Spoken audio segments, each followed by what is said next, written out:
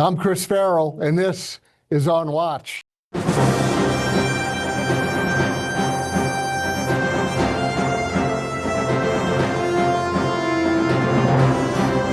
Welcome to On Watch, everybody, the Judicial Watch podcast, where we go behind the headlines to cover news and information that the mainstream old legacy media really does not want you to know about.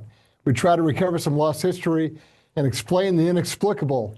And along the way today, we're very pleased to have joining us veteran political journalist and author, Salena Zito. Salena, welcome to On Watch. Thank you for having me. And I think that what's inexplicable is someone from the middle of Western Pennsylvania who wrote a book about what happened, but also just about the middle of the country, that it hits #1 on the New York Times Bestseller list, which blew me away.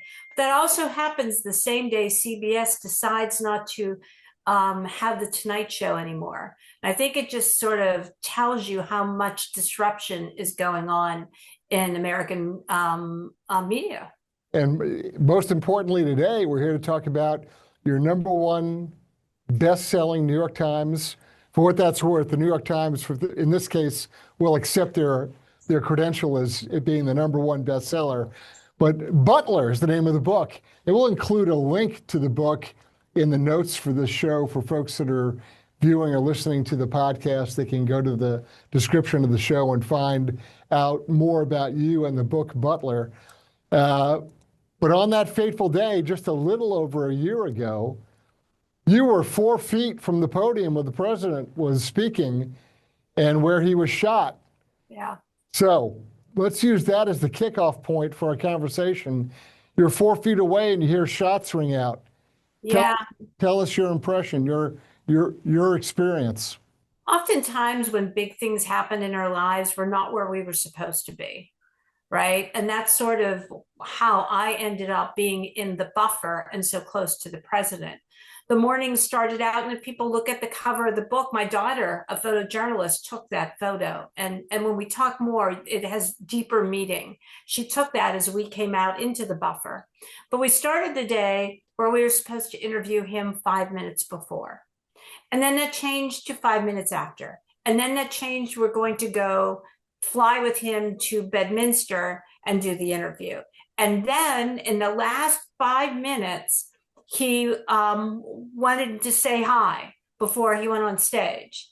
And basically we said hi and talked about our grandchildren, because both of us love our grandchildren. But that's how my daughter, myself, and my son-in-law ended up in the buffer. That's traditionally an area only for photojournalists and Secret Service.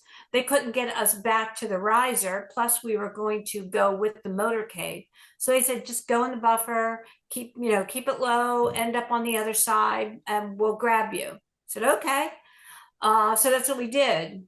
And so when you see that photo, he's walking out. Shannon and I are behind him, and she takes that photo. We eventually, as he gets out there, Lee Greenwood's song is playing. We eventually work our way a bit off to the side of the podium. And that is when a couple things happen that don't traditionally happen. He sometimes has a chart, rarely, but sometimes he'll have a chart. He never has it on that side. It's always on the opposite side.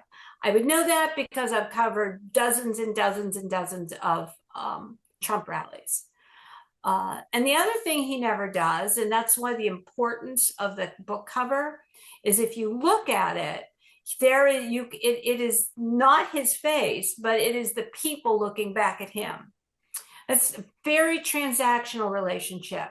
He feeds off of them, they feed off of him. That's true. You can see it rally after rally, the intensity of emotion back and forth between Trump and the audience. That's for sure.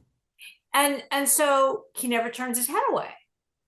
He'll turn his body and face different directions. He never turns his neck away. Chart comes down. He says like 1 or 2 sentences and he turns his neck away. That's when I hear the shots fire over our head. I knew immediately what it was. I'm a gun owner. We're all gun owners in my family. And so I saw him grab his ear. I saw the blood streak across his face because I'm not far from him. The one sign of hope I have, and it's, oftentimes people say, when there's a tragic event in front of you, time seems to slow down. That was also the case for me. It felt like time was moving in layers. It's the only way I can describe it. And I saw him take himself down. To me, that was the first sign that he's at least not gravely injured. But I knew he was injured. I could see the blood. It was right there. Right. Immediately, he is surrounded by 6 or 7 Secret Service agents. And at the same time he is surrounded, there is 4 more shots. Now, I'm still standing.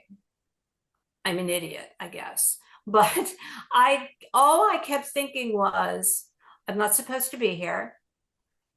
I have a gift of being a writer, and I have purpose. I'm supposed to count this. I'm supposed to be a witness account.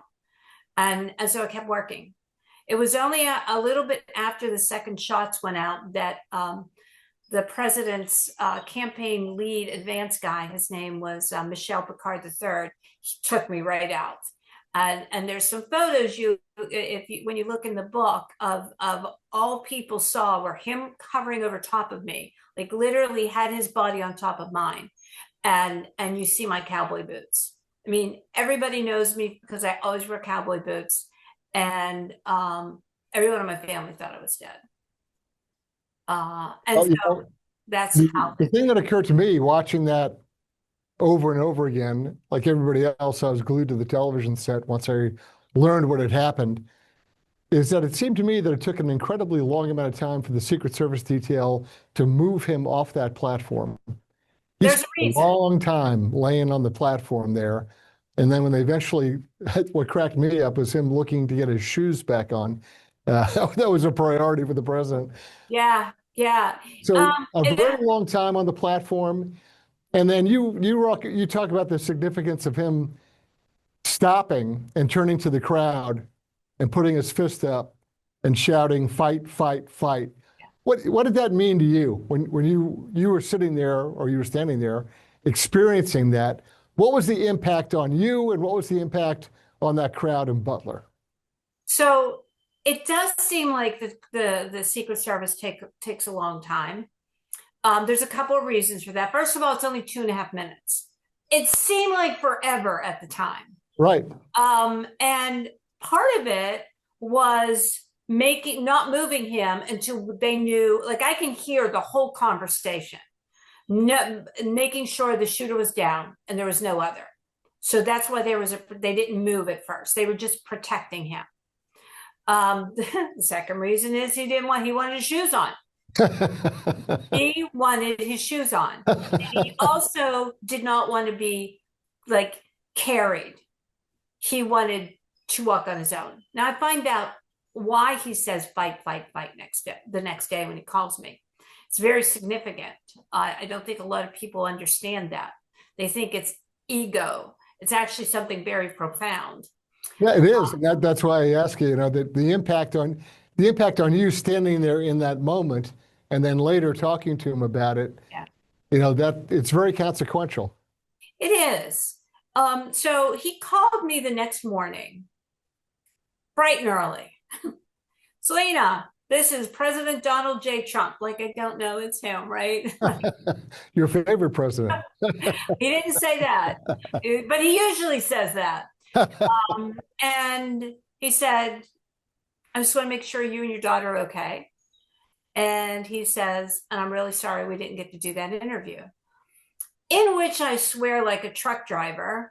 And I was mortified afterwards. And I said, are you bleeping kidding me, sir? You've just been shot. I'm really not worried about an interview.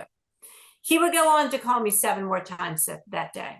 And people will read this in the book and see a very different side of Trump that they likely don't see. I have had the ability to see over and over again. But and this goes to his final answer, the final question I asked him. And I didn't press him because I could tell he was trying to figure things out. I was trying to figure things out. I think the reason he called me was I was there, he was there. We had a shared experience. Sure. So I said to him in the last phone call, Mr. President, why did you say fight, fight, fight? And he said, well, Salena, I have an obligation as the president of the United States, a former one, possibly the next one, someone who is symbolically representing everything that the country stands for, is to show resilience and that the country is enduring. No matter what we go through, we get back up and we're strong. I needed to show that grit and that exceptionalism was embodied at that moment, because I think that had I not done that, there would have been a panic behind me, 50,000 people. And he was right, man. The mood changed there immediately when he did that. So, but also I knew that there were likely cameras there. And I needed to show that so that there wasn't panic in the streets. He's very conscious. He's very conscious of imagery and messaging and sort of the production qualities of how he's viewed and how he communicates. He's very thoughtful about it. The other thing I think is interesting is what you kind of conveyed in the course of how you described the phone conversation with him, is that he, in person and in communicating with him directly, he's an extraordinarily personable guy. The media tries to turn him into a cartoon character, but in fact, in one-on-one conversations, particularly over something as important as what you experienced with him, he is a deeply genuine, connected, engaged, one-on-one communicator.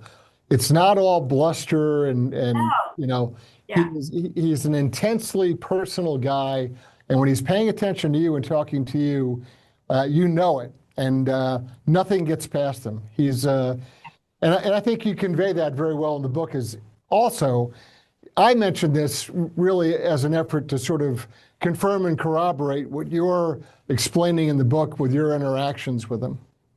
Yeah, absolutely. If President Trump is talking to you, no one else is in the room. He has that ability. He doesn't care who else is in the room. He wants to talk to you. You are the most important person. Correct. And it's not just me, it's anybody. Right. And I've seen that since the first time I interviewed him. And we were at the Marcellus Shale conference in Pittsburgh in 2016. And he was very, very interested in the janitors, electricians, and plumbers and the caterers behind the scenes of the event and engaging with them in a way that they locked eyes, and until they were done with their conversation, his eyes never left them. Because he appreciates what it takes to pull off an operation, to run a business. It's not just, you know, crowds and lights and balloons. He knows that there's guys running around behind the scenes getting stuff done that nobody appreciates. And having run businesses and signed the front of paychecks for decades, he has a deeper appreciation for the mechanics of how something operates.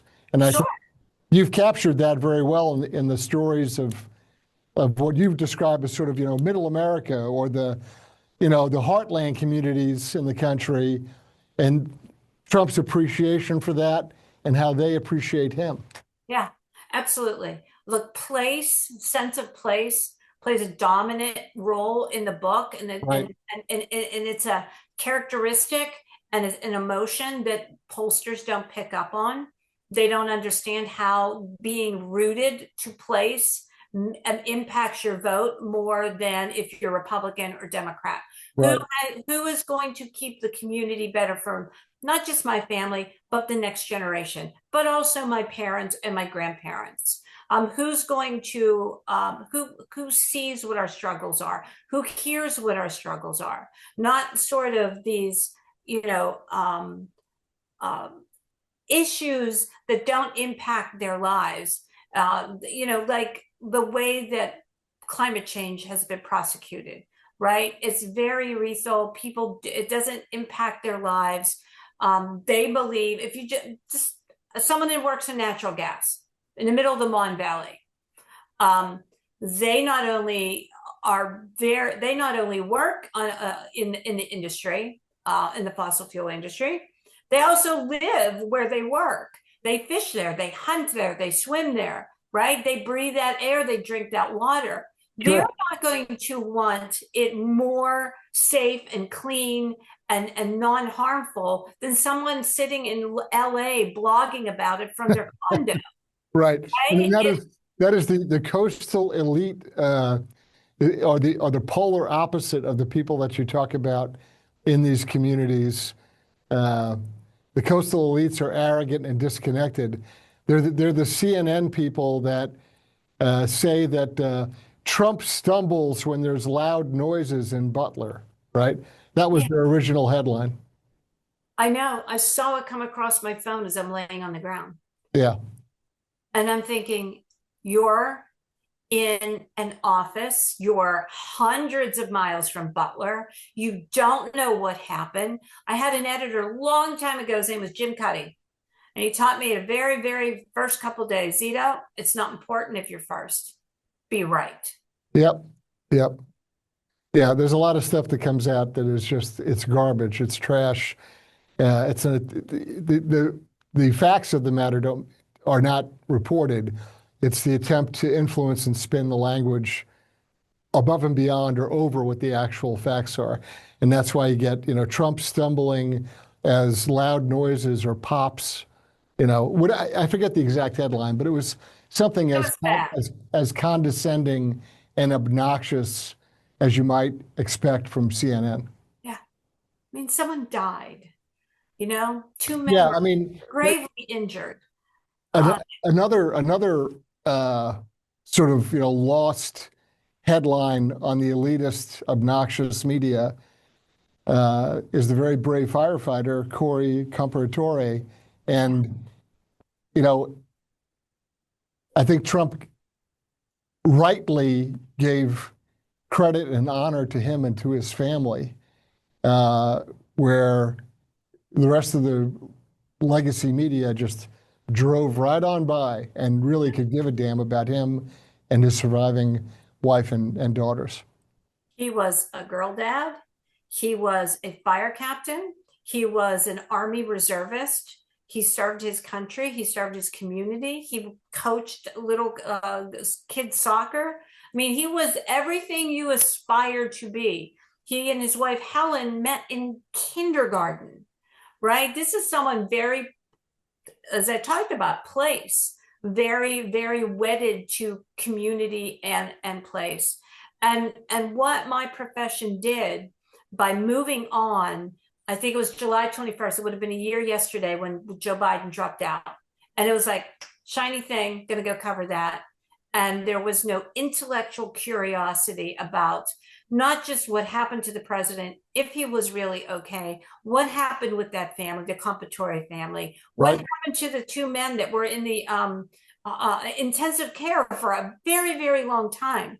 And it was as if it came across two voters that might not likely vote for Trump previously, that it was like the veil came off and Yeah. people understood, wait a minute, what he's been saying all along is true. They're going to chase a story about Joe Biden that they've been pretending that nothing's wrong. And this guy gets shot and stands up and says the country should fight and persevere and endure. Right. In fact, the initial response or reaction of Trump saying fight was that, well, that's dangerous language, right?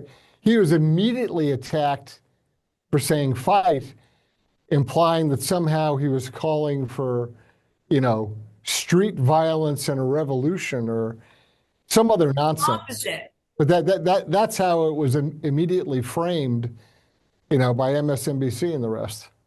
But that's because they're so culturally disconnected from the people in the middle of the country. Yeah, They they loathe those people. They loathe them. do loathe them, which is really interesting because probably 30% of them were Democrats just 4 years ago. So it is interesting to me that as long as they're Democrats, they're okay. But if they start voting Republican, then they're bitter or clinging or deplorable or extremist or fascist or racist. Just add the ist after the end of it. That's who they are, at You least according to my profession. you observe in your book that the the shooting, you feel that the shooting had a profound impact on Trump, that it changed him, for the Absolutely. better, that it kind of brought him to a different level. What's your, for our When viewers and people, listeners, what's your insight on that? well, when people read the book, they will find this deep conversation about faith and purpose and the hand of God, and what is his purpose that he didn't die, right? Right. What is God telling him? Why was he saved? What is his purpose, his mission? What is he supposed to do? And it's very clear since the moment he won in November and began his transition, and since he's become president, that's just to appreciate the urgency of now, and to appreciate that tomorrow might not come. Heck, 5 minutes from now might not come, and you have to tackle or your presidency in a way that tomorrow is not guaranteed for everyone. And that's what he's done. He believes God gave him purpose. He believes that there is this path that the country should be on, as opposed to the path that it had been headed on. And he was saved to write that path. He just told me that 3 days ago. We always we talk about it, just revisiting his purpose in the hand of God. Overall, you had extraordinary access, not just to President Trump personally, but to others within his inner circle. Can you talk a little bit about how that access helped you kind of shape and form the narrative of your book? Well, I think the narrative of the book comes from Chris LaCivita. Chris LaCivita was the co-campaign chair, and Susie Wiles was the other co-campaign chair. Today, she is the chief of staff at the White House. Right. But Chris LaCivita grew up in my hometown. He is what we affectionately called a fellow Yinzer. So we have known each other forever. He's like a brother to me. And so there was a mutual respect between us to be able to have those conversations. Susie Wiles, I knew a little less, but between her and him and Tony Fabrizio, I was able to knit together what was happening sort of within the campaign, but not too much. Honestly, the big access outside of the president were the people that let me into their homes, into their covered dish dinners in the Lutheran churches, right? The bowling alleys, their businesses, the barbershops, who opened their hearts and were very honest with me. A lot of them, people would not have a level of expectation that they would vote for Trump. Right. There was this attitude. I remember this suburban mom, her name was Chrissy Eckenrode. And I remember her, I would have never, like on paper, she shouldn't have been a Trump voter. Upper middle class, suburban, college educated, young children. And that silo for the media is, she's Democrat. No. I saw her at a soccer field like 3 days later, and she had like a Trump shirt on and a Trump hat. And I'm like, what's going on? And she said, if he can take a bullet for me, I can wear a hat. And it was just that kind of change. And also, I kept reporting, and it's in the book, all of the young people that were at these events that just came coming out in droves and were really inspired. And also, minorities that you didn't expect were very engaged and very interested with what the president was talking about. And I kept getting really frustrated that other reporters weren't seeing this. I remember being in Erie, Pennsylvania. Well, they saw it, but they just didn't want to report it. That's all. I know. They saw it very clearly, but there's an entire class of elitist, it's the bi-coastal elite that, all those little people out in the middle of the country, they're delusional. Yeah. And the arrogance and the condescension from the folks you know, in the New York, LA crowd, for that matter, the DC crowd. Um, it, it's it is stunning and astounding. One of the things I've heard, and you can confirm this for us, is that there's a move to convert or to produce your book into a movie. Can you tell us about that?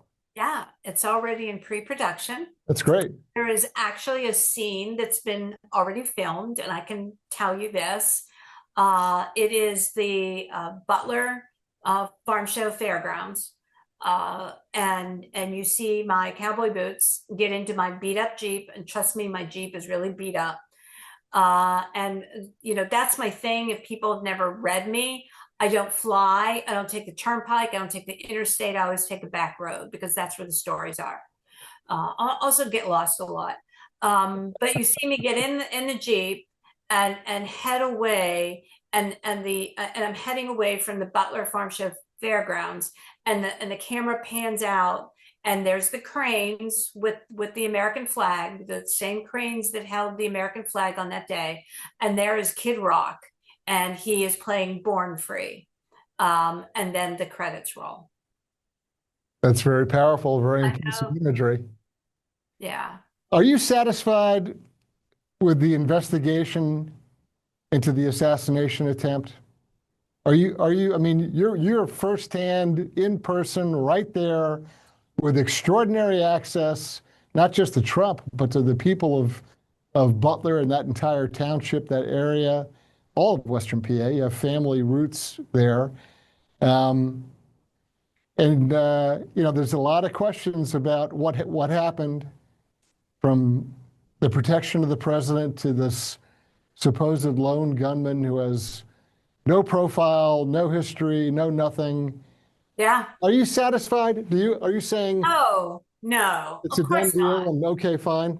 Yeah. So on the law enforcement side, first off, we have this archaic rule, not we, but the Secret Service has this archaic rule where former presidents don't get as much of a footprint that current presidents do in terms of protective services. So that means at the time Jimmy Carter was still alive then, Jimmy Carter, Bill Clinton, George W. Bush had the same amount of protection as Donald Trump. And that was clearly inadequate from the get-go, completely inadequate. That I think that's one of those rules where they need to like revisit, especially if a former president is now running for president. Now he's like 5 days away from getting the nomination. And I even remember this covering Barack Obama.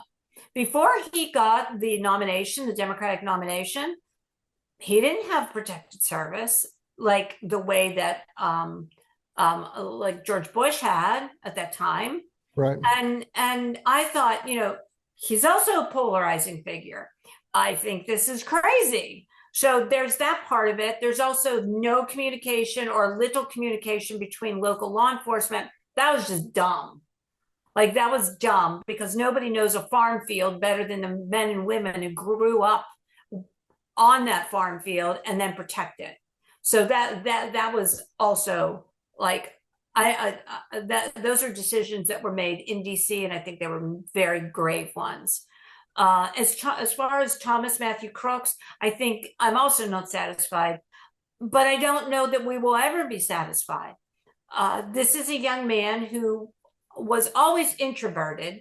However, sometime around November of 2023, he went from, you know, normal college, you know, email and normal surfing on the web that everybody else does to encrypted, like encrypted email, dark web, everything changed. And in the interview with the father, talked about like I think he was dancing and talking to himself, like his behavior changed dramatically. Right. And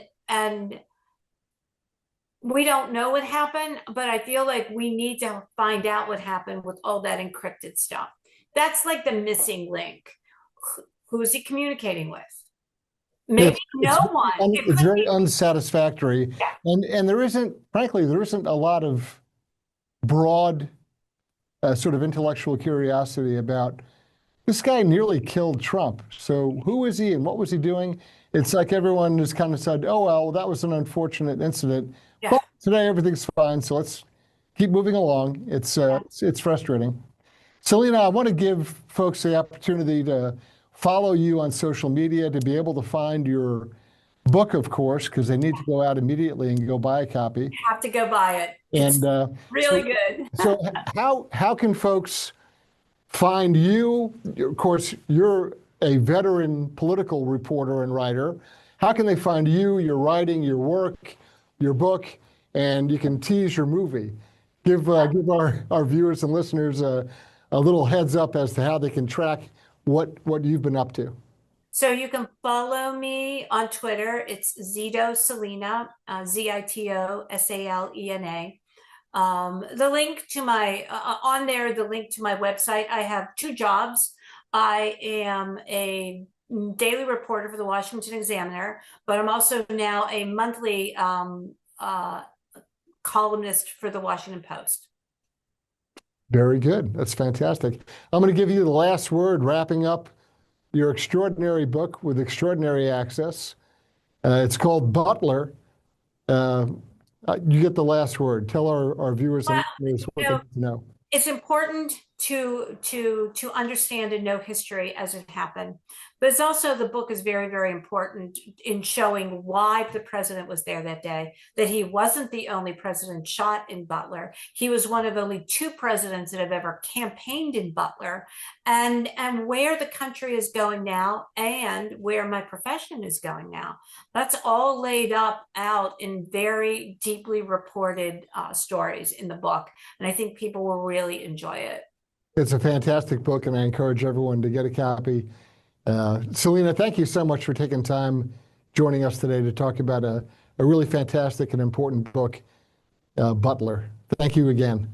Thank you. I'm Chris Farrell, on Watch.